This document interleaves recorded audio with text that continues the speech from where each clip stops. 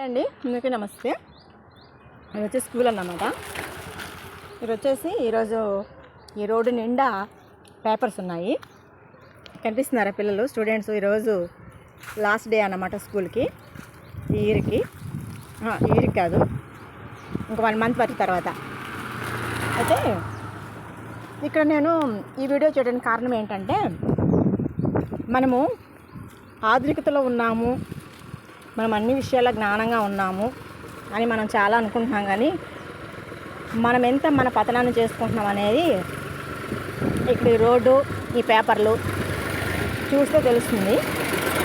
So ఏంటంటే ఇందులో ఉన్న నష్టము మీకు ఐడియా ఉందా? లాస్ట్ ఇయర్, అంతకుముందు లాస్ట్ ఇయర్ పిల్లలు స్టూడెంట్స్ వెళ్తున్నారు చూడండి, స్కూల్ అయిపోయింది, హ్యాపీగా వెళ్తున్నారు. అయితే లాస్ట్ ఇయరు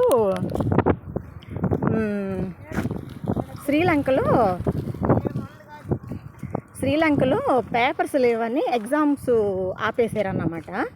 అయితే ఇక్కడ మన ఇండియాలో వచ్చేసి ఈ విధంగా పేపర్స్ అనేది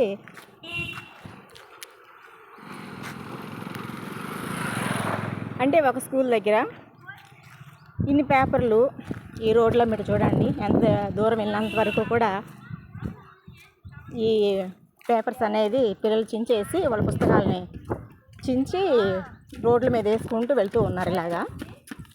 అయితే మనము ఏం చెప్పాలి? పేరెంట్స్గా లేదు, టీచర్స్ చెప్తారు, కానీ పిల్లలు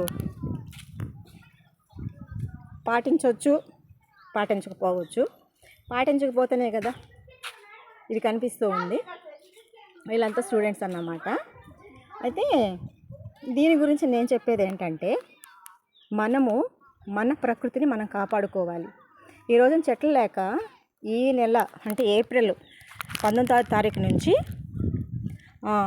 మే నెల 31వ తారీఖు కూడా చాలా విపరీతమైన ఎండలు ఉన్నాయి అని చెప్తూ ఉన్నారు. దానికి కారణం ఏంటి అంటే, ఈ విధంగా మనం వేస్ట్ చేసే పేపర్లు కావచ్చు, అట్టలు కావచ్చు. కారణం ఏంటి అంటే, చెట్లను కొట్టేస్తున్నాం, పేపర్ తయారు చేసుకుంటున్నాం. చెట్లు ఎక్కడుంటాయండి? చెట్లు లేకపోతే ఇక్కడ చూడండి, పచ్చని చెట్టు ఉంది, చక్కని నీడ ఉంది, ఇక్కడ కనిపిస్తుంది కదా. ఈ నీడనుంటే మనకి మంచి ఆక్సిజను, తర్వాత వచ్చేసి నీడ, మనకి ఎండబడినా కూడా ఎండ అనేది కనిపించదు అన్నమాట. కానీ చెట్లు అలాగా కొట్టేస్తే, ఇలాంటి పచ్చని చెట్లు లేకుండా చేస్తే విపరీతమైన ఎండ రాక ఏమొస్తుంది? భూ ఉపరితలం అంతా వేడెక్కిపోవడం ద్వారా చెట్లను కొట్టేస్తున్నాము, అడవులను కొట్టేస్తున్నాము, ఇంటి ముందు ఆకులు రాలుతున్నాయి, పూత రాలుతుంది, లేకపోతే కాయలు రాలుతున్నాయి అన్న ఉద్దేశంతో మనం ఈ విధంగా చూడండి, పిల్లల దారి పొడుక్కి పేపర్స్ అనేది ఇలా చించుకుంటూ వేసేసుకుంటూ వెళ్తున్నారు. ఏంటంటే వాళ్ళ ఆనందం, ఇంకా స్కూల్ అయిపోయింది, ఈ పీడ వగదగింది, ఇంకా 1 మంత్ వరకు ఈ పుస్తకాల జోలికి మేము వెళ్ళాల్సిన పని లేదు అన్న ఆలోచనలోనే ఉన్నారు. కానీ ఇది ఒక గౌరవమైన ఒక చదువుని మనం గౌరవించాలని, దానివల్ల మన భవిష్యత్తు కానీ, మన భావి జీవితాలు కానీ, మనకు రాబోయే తరాల జీవితాలు కానీ ఏవైనా కూడా మనం డెవలప్ అవ్వాలి అంటే చదువు ఉండాలి అనేది కానీ, ఆ చదువు చాలా వాల్యుబుల్ అని కానీ చాలామంది తెలియట్లేదు. అంటే ఎక్కువ శాతం డబ్బుని కొంటున్నాం కదా, చదవటం లేదు. ఎక్కువ చదువును కొంటున్నాం కాబట్టి వాల్యుబుల్ ఉండదన్నమాట. సో కాబట్టి మనము పేరెంట్స్గా, ఒక సొసైటీలో ఉన్న వ్యక్తులుగా, కేవలము మెయిన్ తల్లిదండ్రులు పిల్లలతో గడపడం ద్వారా వాళ్ళకి మంచి విషయాలు తెలియట్లేదు. ఎందుకంటే వాళ్ళని చూస్తూనే పెరుగుతారు. లెక్కలేనితనం అనేది 80% ఇంట్లో నుంచే వస్తుంది. అది ఇదిగోండి, ఈ బజార్లో కూడా వెళ్ళినంత దూరం పేపర్స్ అనేది మొత్తం చించేసుకుంటూ వెళ్తున్నారు పిల్లలు. నాకైతే వాళ్ళు అందలేదు, ఉంటే కొద్దిసేపు నిలబెట్టి చెప్పేదాన్ని. అయితే ఇది ప్రతి స్కూల్లో, ప్రతి ఊర్లో, ప్రతి స్కూల్లో జరిగే సిచ్యువేషనే. అయితే ఇంత భారతదేశంలో ఇన్ని దాదాపు 150 కోట్ల మంది ఉన్న భారతదేశము ఇంకా వెనకబడిపోవడానికి కారణం ఏంటంటే నిర్లక్ష్యం, తర్వాత అలసత్వం, తర్వాత వచ్చేసి మన సంపదని మనం కాపాడుకోవాలి అని ఒక బాధ్యత లేకపోవడం, బాధ్యతారహితం అనేది ప్రతి ఒక్క వ్యక్తిలో ఉండాలి. అది కేవలము ఒకరిలోనూ ఇద్దరిలోనూ 10 మందిలో ఉంటే కాదు, 150 మంది కోట్ల మందిలో ఒక 1000 మందికి ఉన్న 1,00,000 మందికి ఉన్న అది ఫలితం ఉండదు. సో కాబట్టి దాన్ని ఎప్పుడైతే మనం అవేర్నెస్ చేస్తామో, చూడండి ఒక సినిమా విడుదల చేస్తే దానికి ప్రమోషన్స్ అని, తర్వాత వచ్చేసి మరి ఇంకా ఎక్కడెక్కడో మీటింగ్స్ అని చాలా అరేంజ్ చేస్తారు. ఎందుకు? వాళ్ళు పెట్టిన డబ్బంతా తిరిగి మరలా రావాలి. కానీ ఇలాంటివి పేపర్లే కదా, చిన్నవే కదా, దీనికి ఎంత బిల్డప్ అంటేనే మరి రూపాయి షాంపూకే అంత, ₹1 షాంపూకే అంత అడ్వర్టైజ్మెంట్ ఇస్తున్నప్పుడు ఇది భవిష్యత్తు తరాల స్టూడెంట్స్ జీవితాలు కదా, మన జీవితాలు కదా. సో కాబట్టి మనము చెప్పాలా వద్దా? ఈ వీడియో చూసిన ప్రతి ఒక్కరూ కూడా మరి పిల్లలకి మన ప్రకృతిని, చెట్ల సంపద, భూ సంపద, ప్రకృతి సంపద అన్నిటినీ మనం కాపాడుకోవాలి.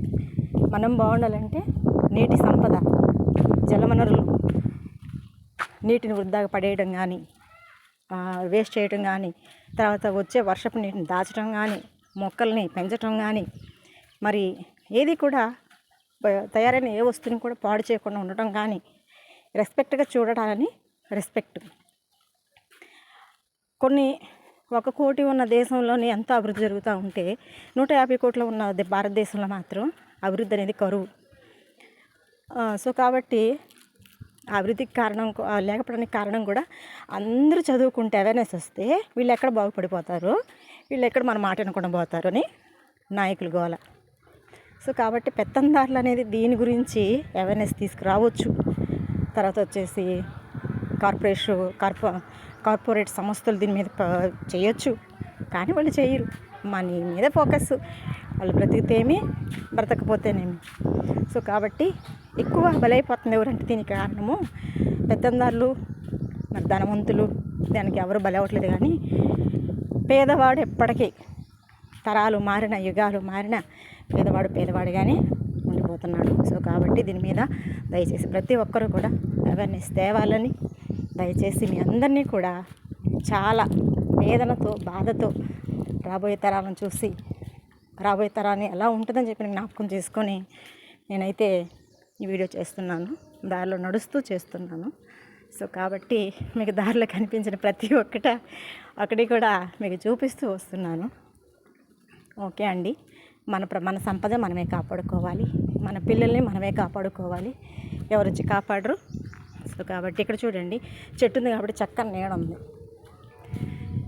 దయచేసి పిల్లలకి చెట్లను పెంచడం నేర్పండి. ప్రతి పిల్లల పుట్టినరోజులకి చాక్లెట్లు పంచడం కంటే ఒక మొక్కని పెంచండి, లేదా ఒక మొక్కని గిఫ్ట్గా ఇవ్వండి ఎవరికన్నా. కాబట్టి మనల్ని మనమే కాపాడుకోవాలి, ఎవరు వచ్చి కాపాడరు. ఓకే అండి అందరికీ.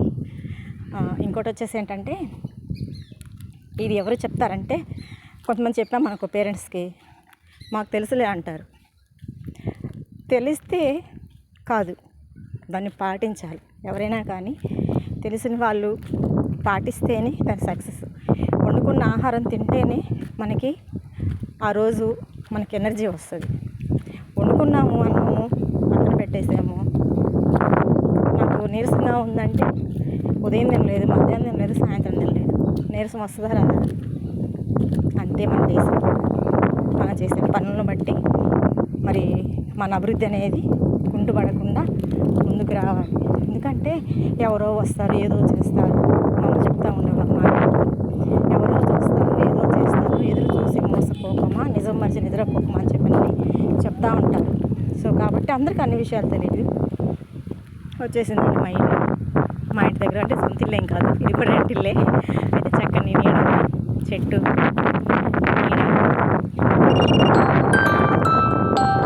పోత వచ్చేసి ప్రతిరోజు చాలా బాగుంటుంది అన్నమాట. ఈ పూత రాలుతుంది, ఆకు రాలుతుంది, కాయ రాలుతుందంటే మనకు ఆక్సిజన్ లేకుండా పోతుంది అన్నమాట. సో కాబట్టి నేనున్నంతలో చిన్న చిన్న మొక్కలు నాటుతూ ఉంటాను. మట్టి లేకపోయినా ఆ చెత్తనే మట్టిగా మార్చుకొని కాంపోస్ట్ ఎరువుగా తయారు చేసుకొని ఇలా మొక్కలను పెంచుతుంటాను. కుండీలు లేకపోయినా ప్లాస్టిక్ బ్యాగ్స్నే నేను కుండీలుగా తయారు చేసుకొని పెంచుకుంటూ ఉంటాను. సో కాబట్టి మనము ఫస్ట్ చేసి ఇతరులకు చెప్పాలి అనేది అట్టపెట్టెలు ఉపయోగించుకుంటాను. చాలా చిన్న చిన్నవి చేస్తుంటాను అన్నమాట.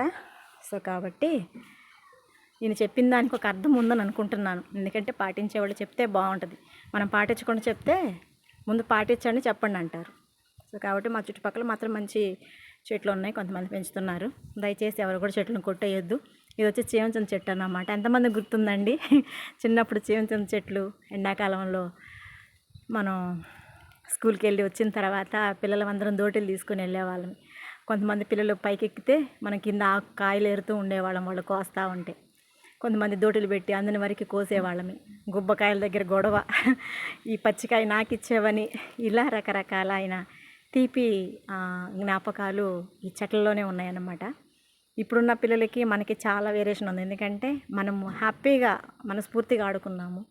స్వచ్ఛమైన గాలి, స్వచ్ఛమైన స్నేహం కూడా స్వచ్ఛమైంది. అభద్రత లేని జీవితాలు ఆ రోజుల్లో. కానీ ఇప్పుడు బయటికి పిల్లల్ని పంపాలంటే ఆడపిల్లలని మగపిల్లలని ఎక్కడ అబ్యూజింగ్ గురవుతారని ఒక భయము. ఇంట్లోనే బిడ్డలు మన పిల్లల్ని కాపాడుకోలేని పరిస్థితి. సో కాబట్టి దయచేసి కొన్ని వాటిలోనైనా శ్రద్ధ తీసుకుందాం. అన్నీ మనం చేయలేం, కనీసం కొన్ని మన చేతనైందన్నా మనం చేద్దామనేది ఒక చిన్న ఆశ, అభిప్రాయం. ఓకే అండి, ఎవరైనా నొప్పించుంటే దయచేసి అర్థం చేసుకోండి. నేనైతే సారీ చెప్పను, ఎందుకంటే నేను చెప్పిన ప్రతి విషయం అక్షర సత్యము. సత్యాలు ఎప్పుడు చేదుగానే ఉంటాయి, అది ఆ విషయం నాకు తెలుసు. సో కాబట్టి అందరికీ మనం నచ్చాలని లేదు, మనం చేసే పనులు అందరికీ నచ్చితే చాలు. ఓకే అండి, అందరికీ బాయ్, థ్యాంక్ యూ.